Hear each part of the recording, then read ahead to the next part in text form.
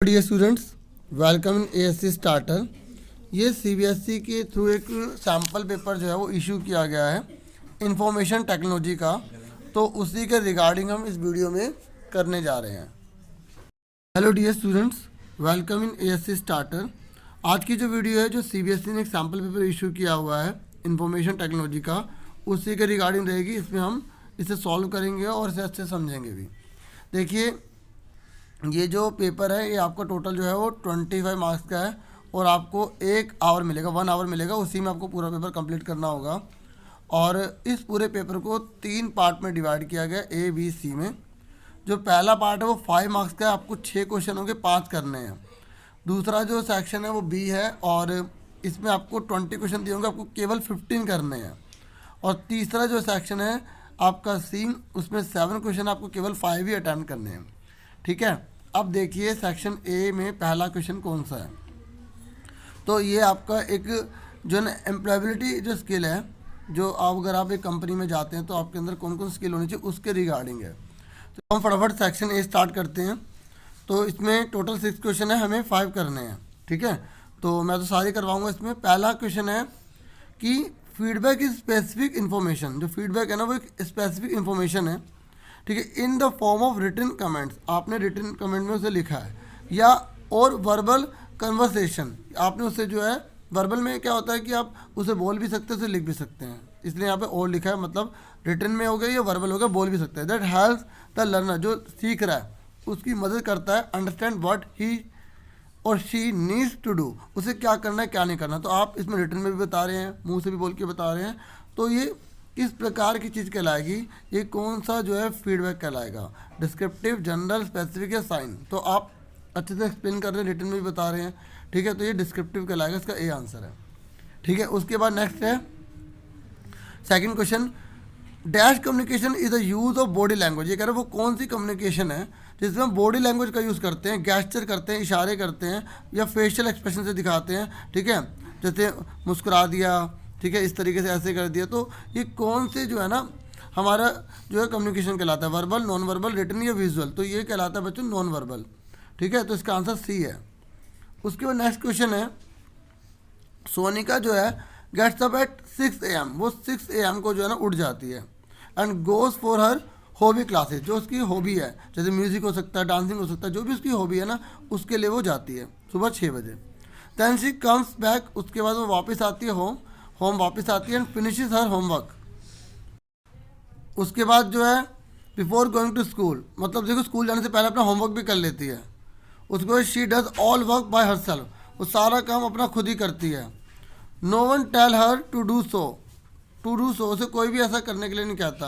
अब आप बताइए कि ये क्या है, जैसे वो अपना सारा काम खुद कर रही है, उसे कोई भी नहीं कह रहा, तो ये इसे कहलाता है ये self motivation.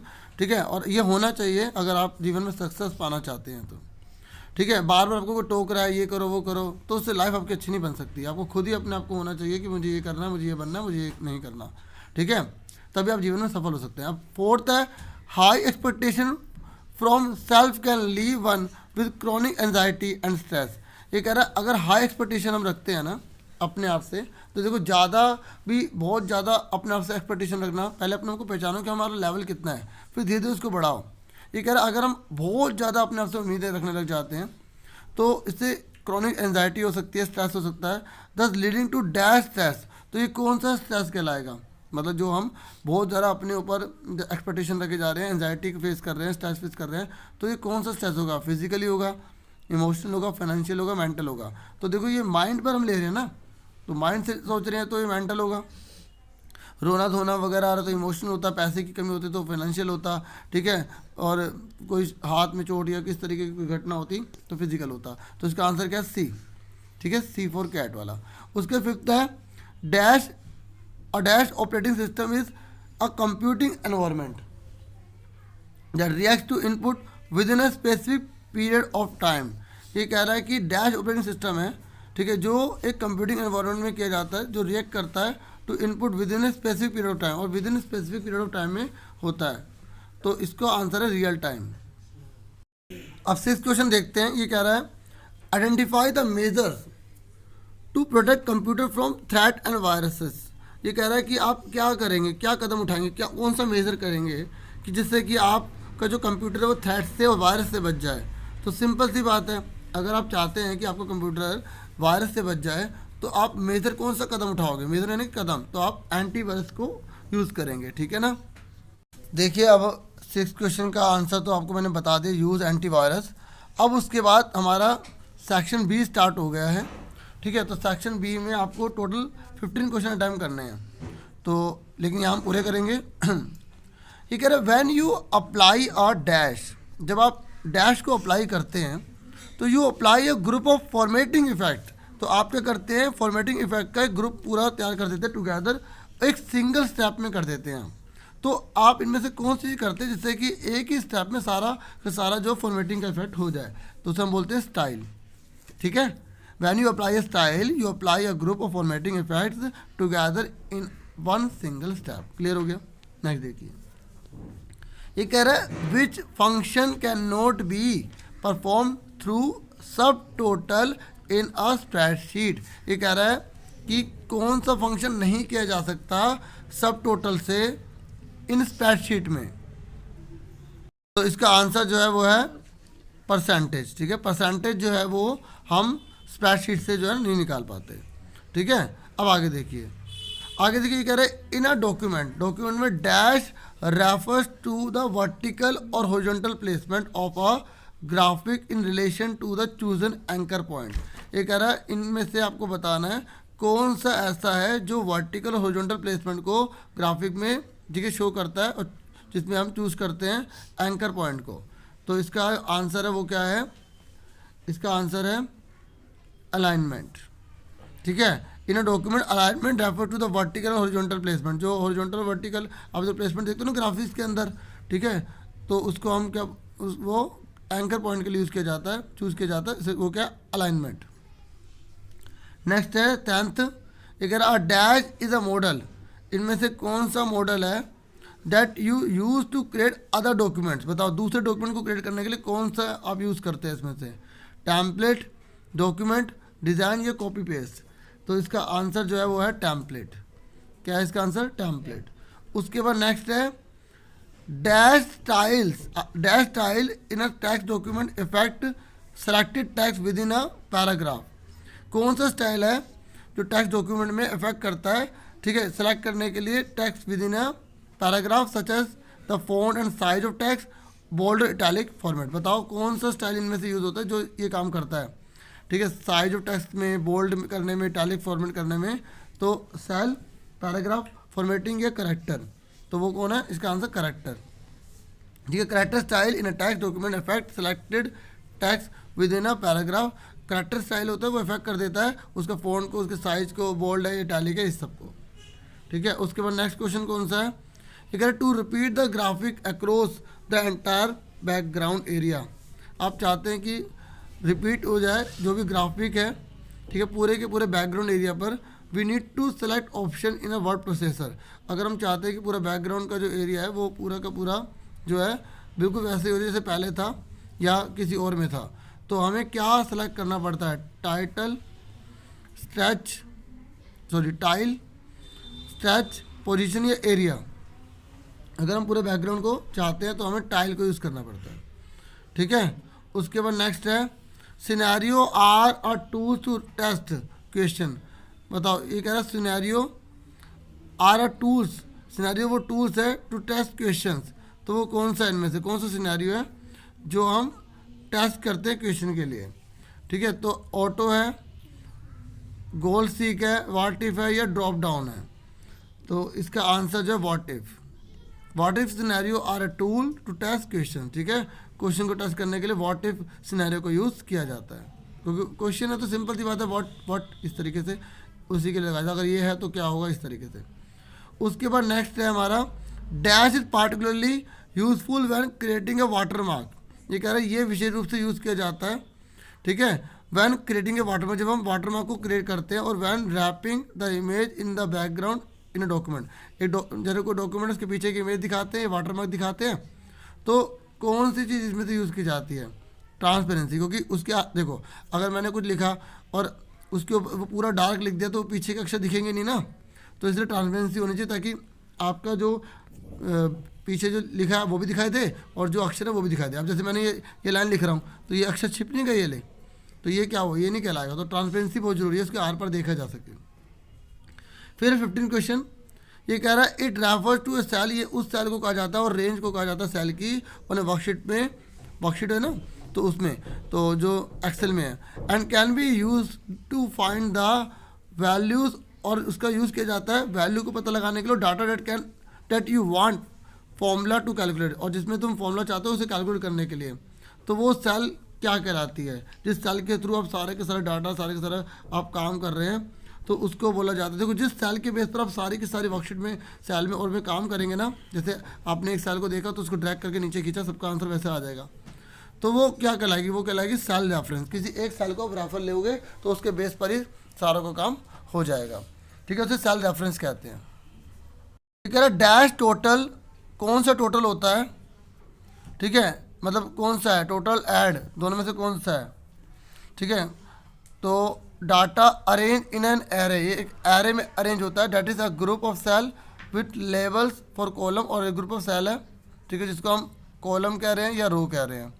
With step 1 must should follow before using सब टोटल ऑप्शन, और सब टोटल ऑप्शन करने से पहले जो हमें यूज़ करना पड़ता है, तो कौन सा है, तो सिंपल सी बात है, सब टोटल ऑप्शन का सब टोटल ही यूज़ किया जाता है, ठीक है। उसके बाद 17 क्वेश्चन है, 17 क्वेश्चन में बोला गया है कि a dash hyperlink contain the full address, बताइए किसके अंदर पूरा एड्रेस होता है, ठीक है, ऑफ द डेस्टिनेशन फाइल और वेब पेज। बताइए कौन सा हाइपरलिंक होता है जिसके अंदर पूरा का पूरा एड्रेस होता है किसी फाइल का, किसी वेब पेज का। तो इसका आंसर जो है वो है एब्सोल्यूट। जो एब्सोल्यूट होता है ना, एब्सोल्यूट हाइपरलिंक, उसके अंदर पूरा होता है, एब्सोल्यूट मतलब होता ही पूरा है, ठीक है, तो उसी के अंदर पूरा का पूरा डिटेल होती है। तो इसका आंसर क्या है, एब्सोल्यूट। फिर 18 है, 18 में कह रहा है which of the following is more elaborate form of goal seek. तो आपको बताना है कि इनमें से कौन सा बहुत व्याख्या करने वाला फॉर्म है गोल सीक का। तो आपके पास 4 ऑप्शन है, जो ज़्यादा एलेबोरेट करता है, ज़्यादा एक्सप्लेन करता है, ठीक है, वो कौन सा है, सब टोटल। इसका आंसर क्या है बच्चों, इसका आंसर, क्योंकि देखो यहाँ एलेबोरेट की बात कर रहा है, एक्सप्लेन करने की बात कर रहा है, ठीक है, किसी गोल सीक को, तो हम इसका आंसर जो है ना, इसका सी आंसर है, सॉल्वर बोलते हैं उसे, ठीक है। उसके बाद नेक्स्ट है, ये कह रहा है dash means combining data in A spreadsheet from different worksheet. देखो ये देखो क्या कह रहा है, डाटा को हम कंबाइन कर रहे हैं, ठीक है ना, स्प्रेडशीट में, और डिफरेंट वर्कशीट से इनटू मास्टर वर्कशीट में कर रहे हैं। तो कंबाइनिंग कर रहे हैं अलग अलग वर्कशीट से एक मास्टर वर्कशीट के अंदर, तो वो क्या कहलाता है, तो हाइपरलिंक कहलाता है, कॉन्सोलिडेटिंग कहलाता है, लिंकिंग कहलाता है, फिल्टर कहता है। उसे कॉन्सोलिडेटिंग कहते हैं जब अलग अलग बहुत सारी जो कंबाइन डाटा करते हैं स्प्रेडशीट से, ठीक है, किसी एक मास्टर वर्कशीट के अंदर। समझ में आ गया। उसके बाद नेक्स्ट है 20, तो इसका आंसर मैंने बी बताया 19 का। फिर है 20 में कह रहा है कि a dash and dash link will stop working only if the target is moved. ये कह रहा है कि टारगेट को हमने हटा दिया तो वो लिंक काम करना बंद कर देगा। While a dash link will stop, और जबकि दूसरा ये जो लिंक है ना, ये स्टॉप हो जाएगा working only if the start and target location change, अगर हमने उसकी लोकेशन चेंज कर दी। यहाँ कह रहा है अगर मूव करेंगे तो कौन सा लिंक होता है जो रुक जाएगा, और अगर हम उसकी लोकेशन चेंज कर देते हैं, ठीक है, तो या उसको स्टार्ट कर देते तो वो चेंज हो जाएगा, तो वो कौन सा है, मतलब काम करना बंद कर देगा, तो कौन सा है। तो इसका जो आंसर है वो है आपका सी। जो एब्सोल्यूट लिंक होता है ना, वो रुक जाएगा अगर हम उसको टारगेट ही मूव कर देंगे, और जो रिलेटिव लिंक होता है तब काम करना बंद कर देता है जब उस टारगेट की लोकेशन को चेंज कर देते हैं, ठीक है, या इसको स्टार्ट कर देते हैं। तो इसका आंसर क्या है, सी। उसके बाद नेक्स्ट क्वेश्चन है हमारा, ठीक है, database server are refer to as. जो डाटाबेस सर्वर है ना, उसको किस नाम से जाना जाता है, तो इसका आंसर है बैक एंड्स बोलते हैं उसको, ठीक है। डाटाबेस सर्वर है ना, उसको हम बैक एंड्स के नाम से रेफर करते जानते हैं। 22 पर आ जाइए। 22 में बोल रहा है a table is a set of data. Table जो है ना, वो सेट ऑफ डाटा है एलिमेंट का, that is organize using a model of vertical dash and horizontal dash. तो आपको बताना है वो कौन सा है यहाँ पर। तो वर्टिकल क्या होता है, हॉरिजॉन्टल क्या होता है, ये आप सब अच्छे से जानते होंगे, ठीक है। जो वर्टिकल होते हैं वो कॉलम होते हैं, हॉरिजॉन्टल जो होती हैं वो रो होती हैं, ठीक है। तो उसी वही टेबल का सेट होता है, ठीक है। वर्कशीट जो है ना एक्सेल में आपने देखा होगा, ठीक है। तो आपको अच्छे से पता होना चाहिए जो वर्टिकल है ना वो क्या होती हैं, ठीक है, वो क्या होते हैं, अच्छा मैंने ऑप्शन को लगा दिया, वर्टिकल जो होते हैं वो कॉलम होते हैं और हॉरिजॉन्टल जो होती है रो। बोला सही है, कॉलम उस पर लगा दो, बी आंसर है इसका, ठीक है। जो इस तरीके से जो स्टैंडिंग लाइन है ना, ये सारे के सारे क्या कहलाते हैं, कॉलम कहलाते हैं, क्योंकि पहले वर्टिकल का तो हम कॉलम बोलेंगे, और ये हॉरिजॉन्टल है तो ये क्या कहलाएगी, रो। और इनसे मिक्सअप होकर क्या बन गई, पूरी टेबल बन गई, क्या बन गई, टेबल बन गई। तो इसका आंसर क्या है, बी।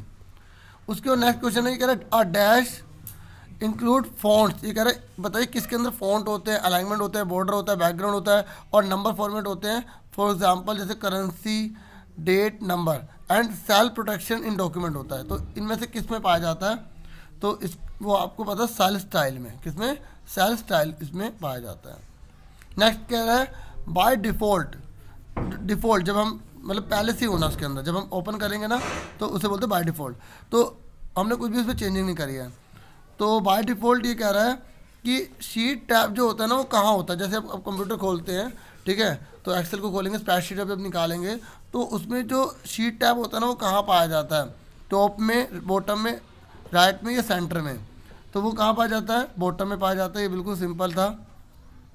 फिर ये कह रहा है the cell reference in spreadsheet for a cell range B2 F15 is. अब आपको बताना है कि जैसे हमें सेल रेफरेंस देनी है, रेंज दे दी B2 से लेकर F15 तक देनी, तो वो इसमें से क्या लगाना पड़ेगा हमें, कौन सा कहलाएगा। अगर सेल रेफरेंस हमें देनी है तो इसका आंसर जो है वो है B2 से लेकर F15 तक, ठीक है, ये लगानी पड़ेगी, ठीक है, क्लियर हो गया। और ये देखो यहाँ पर ना इन्होंने सेमी कोलन लगा दिया, हाइफन लगा दिया, यहाँ पे इसने फुल स्टॉप लगा दिया, जबकि कोलन लगाना था इस तरीके से। तो ये आपको ध्यान रखना है, रेफरेंस के लिए ये चीज़ होती है, ये ध्यान रखना। उसके बाद 26 पर आ जाइए। जो 26 क्वेश्चन है, यहाँ बोला गया a dash controls how graphics are stacked upon each other और रिलेटिव टू द टेक्स्ट। ये कह रहा है डैश जो है वो कंट्रोल करता है किस तरीके से ग्राफिक जो है आर स्टैक्ड होते हैं upon each other and relative to the text, और टेक्स्ट रिलेटिव होते हैं, तो उसको हम क्या बोलते हैं। देखो हम उसको बिल्कुल लाइन से लगा रहे हैं ना, ताकि उसमें किसी प्रकार की प्रॉब्लम, तो अरेंजमेंट होता है वो, ठीक है। 26 का जो है ए है। अब उसके बाद नेक्स्ट पर आ जाइए। ये कह रहा है कॉम्पिटेंसी बेस्ड क्वेश्चन है ये, ठीक है। और देखिए आपके अंदर कितनी योग्यता है उसके बेस पर है, मतलब काफ़ी हाई फाई नॉलेज की रिक्वायरमेंट होती है इसमें। तो इसे हम पढ़ते हैं। देखो यहाँ पर एक क्वेश्चन दे रखा है, मिलेनियम यूनिवर्सिटी है is organizing a reunion meet for their element student. जो स्टूडेंट्स हैं ना उनके लिए एक संगठन मतलब ऑर्गेनाइजेशन कर रही है ताकि बच्चे मिले आपस में, और इंस्ट्रक्शन के लिए जो भी होगा। तो for this purpose university wants to send the invite for all the students. इन सभी स्टूडेंट्स को बुला रही है वो, विद देयर डिफरेंट एड्रेसेस, और उनका एड्रेस अलग अलग है। और which feature of the word process university should use accomplish the task. देखो एक ही मैसेज सभी को देना है और वो चाहती है कि सभी को एक साथ जो है ना कर दिया जाए, इन्फॉर्मेशन दे दी जाए। तो कौन सा यूज़ करेगी, तो वो मेल मर्ज का यूज़ करेगी एक साथ बहुत सारे मैसेज देने के लिए, है ना। तो इसका आंसर क्या है, ए। एलुमनी का मतलब पता है ना आपको, कि जो पुराने स्टूडेंट्स होते हैं जो अब पढ़ते नहीं हैं, पहले पढ़ते थे, ठीक है। यूनिवर्सिटी उन बच्चों को सबको बुला रही है, किसी कोई प्रोग्राम रखा हुआ है, ठीक है, तो एक से सबको मेल कर रहे हैं, तो इसलिए मेल मर्ज है। उसके बाद नेक्स्ट है आपका यहाँ Prisha is a book editor, वो बुक एडिटर है, ठीक है, बुक को एडिट करती है। She wants to change the indentation of all paragraph, उन सबका ना जो इंडेंटेशन है वो चेंज कर रही है उसका, एंड चेंज द फॉन्ट, उनका फॉन्ट भी चेंज कर रही है ऑफ ऑल टाइटल्स का, ठीक है, बुक के अंदर। तो which feature she should use to make the task easy. यहाँ बुक जो है ना इलेक्ट्रिक बुक की बात हो रही है, तो कौन सा यूज़ करेगी, तो वो स्टाइल का यूज़ ही तो करेगी, सबका इंडेंट उसे चेंज करना है ना, इंडेंट चेंज करना चाहती है, पैराग्राफ चेंज करना चाहती है उसके स्टाइल को, तो स्टाइल ही आएगा इसका आंसर, ठीक है, ए। 29 पर आ जाइए। Gaurav has inserted an image, Gaurav ने एक डॉक्यूमेंट के अंदर एक इमेज इंसर्ट करी। He wants to remove the unwanted area of the image, और ये इमेज है इसका फालतू एरिया हटाना चाहता है। तो ये कह रहा है which option of the word processor he will use to complete the task. तो अब वो किससे करेगा, आप सब इसको अच्छे से जानते होंगे, वो क्रॉप करेगा। क्या करेगा, क्रॉप करेगा। क्रॉप ही तो किया जाता है, जैसे कि अगर फालतू की चीज़ हटानी है तो बहुत ही ईजी है। Hema is a chartered accountant, Hema chartered accountant है। She use to maintain the account in a spreadsheet on everyday basis, ठीक है, वो क्या करती है, मेंटेन करती है, ठीक है, सारी की सारी स्प्रेडशीट को हर रोज़ करती है, रोज़ के बेसिस पर। अब there are number of steps which she needs to follow every time, उसे बार बार एक एक स्प्रेडशीट बनाने में बहुत सारे स्टेप को फॉलो करना पड़ता है। Can you suggest her feature of spreadsheet through which the can perform this task quickly without repeating the step every time. देखो अगर एक ही स्टेप बार बार करना पड़ता है तो हम उस स्टेप को रोकने के लिए कौन सा कदम उठाएंगे ताकि उसको बार बार जो है ना बार बार एक ही चीज़ बार बार रिपीट ना करनी पड़े। तो इसलिए वो पता है किसका यूज़ करेगी, उसे हम बोलेंगे कि यूजिंग मैक्रोस का यूज़ कर ले, कि एक ही बार जो उसने करा है वो अपने आप सारा काम हो जाएगा, बाकी थोड़ा बहुत उसको जो चेंज करना पड़ेगा वो करना पड़ेगा। ठीक है, तो आप किसकी एडवाइस दोगे, यूजिंग मैक्रोस की। अब नेक्स्ट है Raj has created a worksheet, Raj ने एक वर्कशीट को क्रिएट करा where he has added all information of his employees, इसमें उसने अपने सारे एम्प्लॉयज़ की इन्फॉर्मेशन को डाल दिया। He wants every employees to go through the worksheet and update their address and phone number, उसने बोला कि वर्कशीट पर जाओ और अपना एड्रेस अपना फ़ोन नंबर सारा उसमें अपडेट करो, अगर रिक्वायर्ड है, अगर गलत है ये चेंज हो गया तो इसे अपडेट करो। He also would like to know the changes done by his employees, और he also would like to know the changes done by his employees, वो ये जानना चाहता है कि उसके एम्प्लॉयज़ ने उस वर्कशीट में क्या क्या चेंज करे हैं, वो ये जानना भी चाहता है। तो बताओ कौन सी फीचर से उसे पता लग जाएगा कि एम्प्लॉयज़ ने क्या क्या चेंज करे हैं। ठीक है, देखो तो आपको पता होना चाहिए ना कि अगर कोई एम्प्लॉयज़ उसके अंदर कुछ चेंज कर रहे हैं तो उसको वो क्या लगा देना चाहिए, ट्रैक लगा देना चाहिए। ट्रैक चेंजेस के थ्रू हमें पता लग जाएगा कि उसने क्या क्या उसमें छेड़छाड़ करी, क्या क्या उसने चेंज करा है। अब आ जाए 32, ये कह रहा है Akshat wants to store a huge amount of information. Akshat जो है ना वो स्टोर करना चाहता है बहुत बड़ी मात्रा में इंफॉर्मेशन को अबाउट इस फर्म, अपनी फर्म के बारे में डाटाबेस के अंदर। अब with type of table organisation, कौन सा टेबल ऑर्गेनाइजेशन वो यूज़ करे would be most suitable for this purpose. देखो उसे बहुत बड़ी मात्रा में इंफॉर्मेशन को जो है ना वो स्टोर करके रखना है, तो आप उसमें से कौन सा उसे एडवाइस करोगे कि वो कौन सा करे। ठीक है, तो आप उसे बोल सकते हैं रिलेशनल भी यूज़ कर सकते हैं, फ्लैट फाइल भी यूज़ कर सकते हैं, दोनों यूज़ कर सकते हैं। ठीक है, तो इस तरीके से हम इसको ये करेंगे। और मेरी एक रिक्वेस्ट है, अगर अभी तक किसने वीडियो को लाइक नहीं किया तो लाइक कर दें, ठीक है, और चैनल को सब्सक्राइब जरूर करें। ठीक है, अब 33 देखिए लास्ट क्वेश्चन है आज का। Sunita is making a project in spreadsheet, Sunita जो है वो एक प्रोजेक्ट बना रही है स्प्रेडशीट पर। हर फ्रेंड हैज़ टोल्ड, उसके फ्रेंड ने से बोला how to rename a spreadsheet, कि अगर स्प्रेडशीट का कोई नाम लिख दिया उसको चेंज कैसे करना है, उसकी फ्रेंड उससे मतलब जो है बताया। As it will help her identify the worksheet data easily, इससे क्या होगा स्प्रेडशीट का टाइटल अगर सही होगा तो वो आराम से उस वर्कशीट को इजीली ढूंढ सकता है। ठीक है, जो भी है। ठीक है, तो शी वॉज वेरी एक्साइटेड, वो बहुत ज़्यादा एक्साइटेड थी। ठीक है, told the same to her brother, उसने अपने भाई को भी ये बात सेम बता दी। Her brother told her that in spreadsheet, उसके भाई ने बताया स्प्रेडशीट में open office a worksheet can be renamed being dash base. तो बताइए कितने तरीके से जो है स्प्रेडशीट को में जो हम नेम को रीनेम कर सकते हैं। ठीक है, उसको हम अलग अलग तरीके से लिख सकते हैं, तो उसका आंसर है 3 तरीके से हम लिख सकते हैं। आज के लिए इतना बहुत है, मुझे पूरी उम्मीद है वीडियो आपके लिए हेल्पफुल होगी। आपसे फिर